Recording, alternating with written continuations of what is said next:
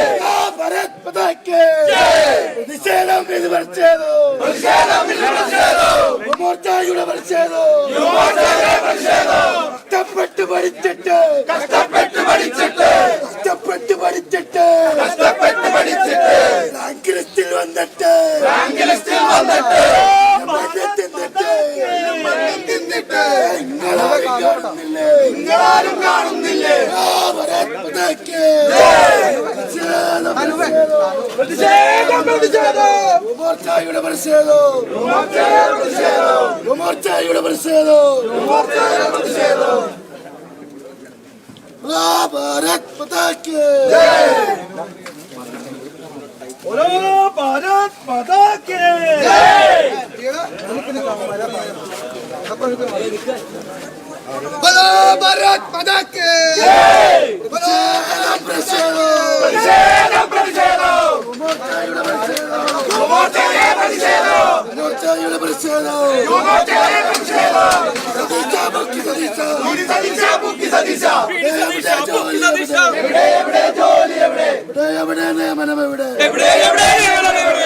പറയൂ സർക്കാരെ ജയ് ജയ് യുവ മോർച്ച ജയ് ജയ് ജയ് യുവ മോർച്ച ജയ് ജയ് ജയ് യുവ മോർച്ച ജയ് ജയ് യുവ മോർച്ച ജയ് ജയ് ജയ് യുവ മോർച്ച ജയ് ജയ് ജയ് യുവ മോർച്ച ജയ് ജയ് ജയ് യുവ മോർച്ച കത്തട്ടങ്ങനെ കത്തട്ടെ കത്തട്ടങ്ങനെ കത്തട്ടെ കത്തട്ടെ കത്തട്ടെ ജയ് ജയ് യുവ മോർച്ച ജയ് ജയ് ജയ് യുവ മോർച്ച ജയ് ജയ് ജയ് യുവ മോർച്ച ജയ് ജയ് ജയ് യുവ മോർച്ച ജയ് ജയ് ഭാരത് മാതാ ജയ് ജയ് ഭാരത് മാതാ ജയ് ജയ് ഭാരത് മാതാ ജയ് ജയ് ഭാരത് മാതാ ഭാരത് മാതാ കി ജയ് പ്രതിഷേധം പ്രതിഷേധം പ്രതിഷേധം പ്രതിഷേധം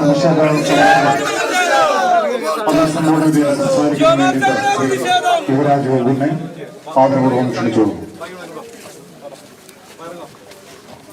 ഭാരത് മാതാ കി പ്രതിഷേധം പ്രതിഷേധം മോർച്ചയുടെ പ്രതിഷേധം കഷ്ടപ്പെട്ട് പഠിച്ചിട്ട് കഷ്ടപ്പെട്ട് പഠിച്ചിട്ട് റാങ്ക് ലിസ്റ്റിൽ വന്നിട്ട് കല്ലും മണ്ണും തിന്നിട്ട്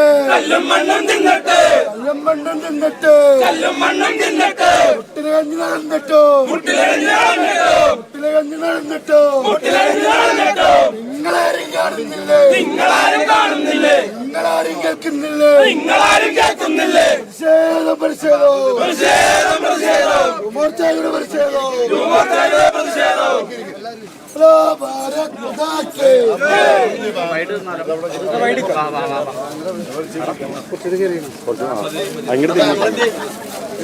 ബാനർ എടുത്തു ബാനർ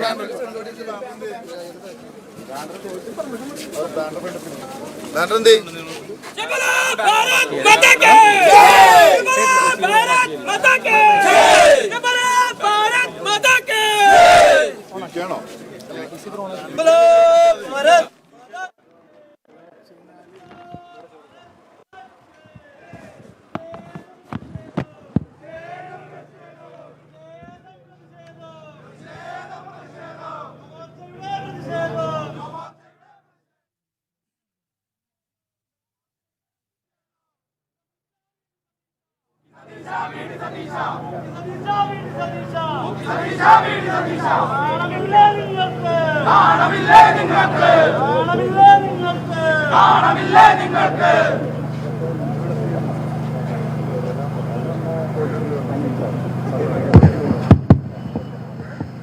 ബഹുമാനനായ അധ്യക്ഷൻ ശ്രീ വൈശാഖ്, ഒപ്പം ഇവിടെ സന്നിഹിതനായിരിക്കുന്ന യുവമോർച്ചയുടെ BJPയുടെ മണ്ഡലം, ജില്ലാ, സംസ്ഥാന തല നേതാക്കൾ, മറ്റ് മോർച്ചകളുടെ നേതാക്കൾ,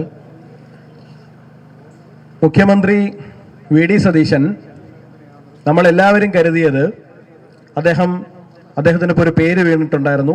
VD സതീശൻ എന്നല്ല, മുണേശൻ എന്നാണ് എന്നൊരു പേര് വീണിട്ടുണ്ടായിരുന്നു. നമ്മളെല്ലാവരും കരുതിയിരുന്നത് അദ്ദേഹം രാവിലെ ഒന്ന്, ഉച്ചയ്ക്ക് ഒന്ന്, വൈകുന്നേരം ഒന്ന് എന്ന് പറയുന്നത് പോലെ, ഗുളിക കഴിക്കുന്നത് പോലെ നുണകൾ മാറ്റി മാറ്റി പറയുന്നു എന്നാണ് നമ്മൾ എല്ലാവരും മനസ്സിലാക്കിയിരുന്നത്. പക്ഷെ നമുക്ക് ഈ ഇടയ്ക്കാണ് ഒരു കാര്യം മനസ്സിലായത്. അദ്ദേഹത്തിന്റെ ഓഫീസ് എന്ന് പറയുന്നത് മുഴുവനായിട്ട് MDMA-കാരെ കൊണ്ടും മയക്കുമരുന്ന് മാഫിയയെ കൊണ്ട് നിറഞ്ഞിരിക്കുകയാണ് എന്നുള്ള കാര്യം. മുഖ്യമന്ത്രിയുടെ ഓഫീസിനകത്ത് മുഴുവൻ പുകച്ച് തള്ളിക്കൊണ്ടിരിക്കുന്ന ആൾക്കാരാണുള്ളത്.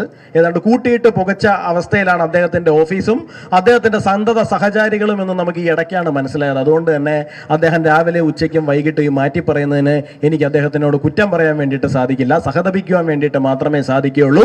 കാരണം ഈ കൂടെ നിൽക്കുന്നവർ ഇങ്ങനെ പുകച്ച് തള്ളിക്കൊണ്ടിരിക്കുമ്പോൾ അദ്ദേഹത്തിന്റെ ബുദ്ധിയും അദ്ദേഹത്തിന്റെ ചിന്തയും ഒക്കെ ഓരോ നിമിഷം വെച്ച് മാറിക്കൊണ്ടിരിക്കുന്നതാണ്. തീർച്ചയായിട്ടും നമുക്ക് അടിയന്തരമായിട്ട് കേരളത്തിൽ വേണ്ടത് എന്ന് പറയുന്നത് മുഖ്യമന്ത്രിയുടെ ഓഫീസ് കേന്ദ്രീകരിച്ച് ഒരു ഡി അഡിക്ഷൻ സെന്റർ തുടങ്ങുക എന്നുള്ളതാണ്. അദ്ദേഹത്തിനും അദ്ദേഹത്തിന്റെ സ്റ്റാഫുകൾക്കും അദ്ദേഹത്തിന്റെ സന്തത സഹചാരികൾക്കും അദ്ദേഹത്തിന്റെ സോഷ്യൽ മീഡിയ കൈകാര്യം ചെയ്യുന്നവർക്കും ഉൾപ്പെടെ ഒരു ഡി അഡിക്ഷൻ സെന്റർ തുടങ്ങി കൊടുക്കുക എന്നുള്ളതാണ് ആദ്യമായിട്ട് നമുക്ക് ചെയ്യേണ്ടത്. നമുക്ക് അതിനും അദ്ദേഹത്തെ കുറ്റം പറയാൻ വേണ്ടിയിട്ട് സാധിക്കില്ല. കാര്യം എന്താണെന്ന് വെച്ചാല് കേരളത്തിലെ യുവത്വം എന്ന് പറയുന്നത് ഇപ്പൊ ജൻസികളോട് വലിയ സ്നേഹമാണല്ലോ. ജൻസികളെ കുറിച്ച് പറഞ്ഞു കഴിഞ്ഞാൽ നാവ് വായിലിടാൻ പറ്റാത്ത അവസ്ഥയിലാണ് നമ്മുടെ രാഹുൽ ഗാന്ധി മുതൽ ഇനി വി ഡി സതീശൻ വരെയുള്ള ആൾക്കാർ. പക്ഷേ അവര് ഭരിക്കുന്ന സംസ്ഥാനങ്ങളിലെ ജൻസിയുടെ അവസ്ഥ എന്താണ് എന്ന് അറിയണമെന്നുണ്ടെങ്കിൽ ബഹുമാനപ്പെട്ട രാഹുൽ ഗാന്ധി അങ്ങ് കേരളത്തിലേക്ക് വരണം. അങ്ങ് വയനാട്ടിന്റെ MP ആയിരുന്നു, ആ സമയത്തോ ഇങ്ങോട്ട് വന്നിട്ടില്ല.